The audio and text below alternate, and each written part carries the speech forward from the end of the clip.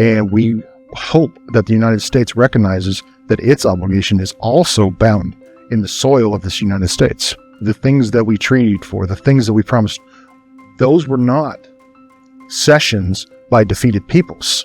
Those were guarantees between two governments. Welcome to Understanding Tribal Treaties and Reserved Rights. Let's start with the basics. What exactly are treaties, and where do they fit within the federal government structure? Treaties are legally binding formal agreements between two or more sovereign nations. This course aims to provide federal employees with foundational knowledge so as to strengthen the nation-to-nation relationship that exists between the federal government and tribal nations. Your takeaway for this episode is that a tribe's sovereign status predates the Constitution. Throughout this course, you will have the chance to hear directly from tribal leaders.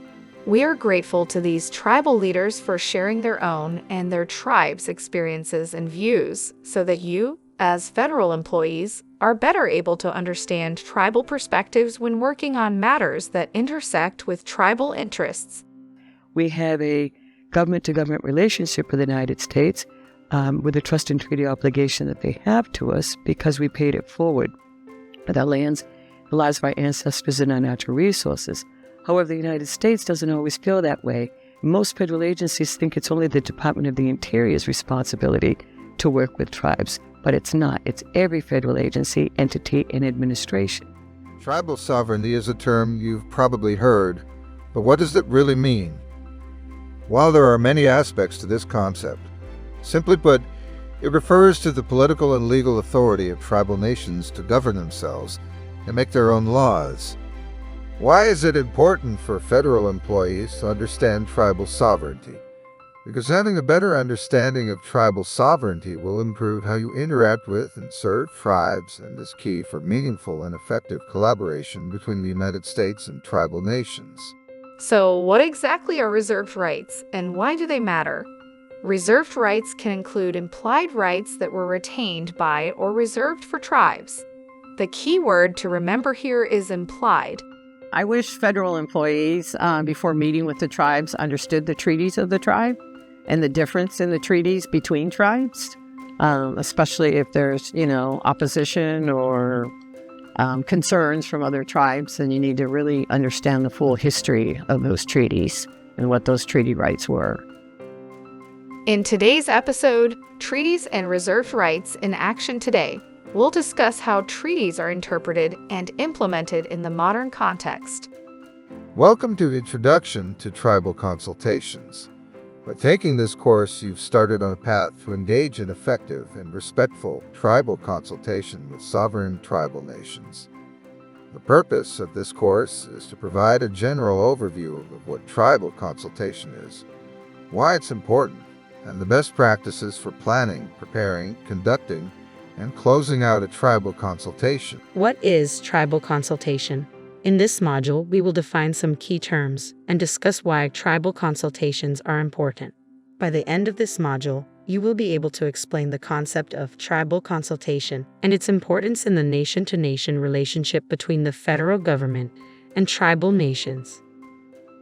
The main takeaway from this module is that consultation is a mutually agreed upon formal process for decision-making between tribal nations and the federal government that respects the sovereign status of tribal nations and ensures their voices are considered in federal policymaking and actions, promoting collaboration and mutual respect.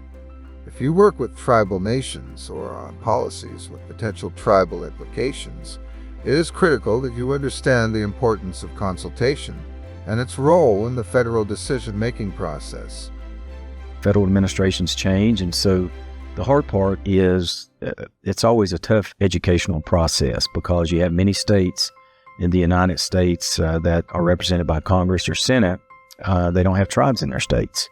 And so, again, it's a continual process trying to make sure that they're aware of our history, they're aware of our needs, and they're aware of the promises that this federal government made, years ago around some of these big issues that we need to take care of our people.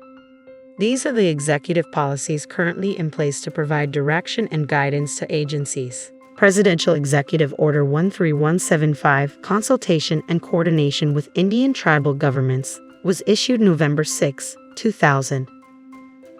So I think some key steps as it relates to tribal consultation for federal employees is to not go into the consultation with a predetermined decision already made. I have been part of many conversations with federal employees that have been labeled as consultation, where a decision was being made, had been made already, and the consultation was just to check a box that needed to be checked. By the end of this module, you will be able to identify and describe best practices for planning, preparing, conducting, and closing out tribal consultations. Your agency's tribal consultation policy should have a defined process for initiating a tribal consultation, but here are some best practices to follow. Well, there's one example where you really can frustrate a tribe if you provide information to another government, like a state or local government, and not share it with the tribe. Each agency must designate a primary point of contact to advise agency staff on tribal consultation matters. The agency can designate additional points of contact or a specific office as needed.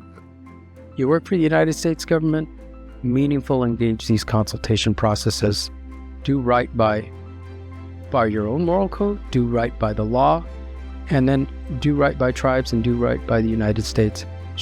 Be part of expressing, through your work, the best of the United States, the best of America.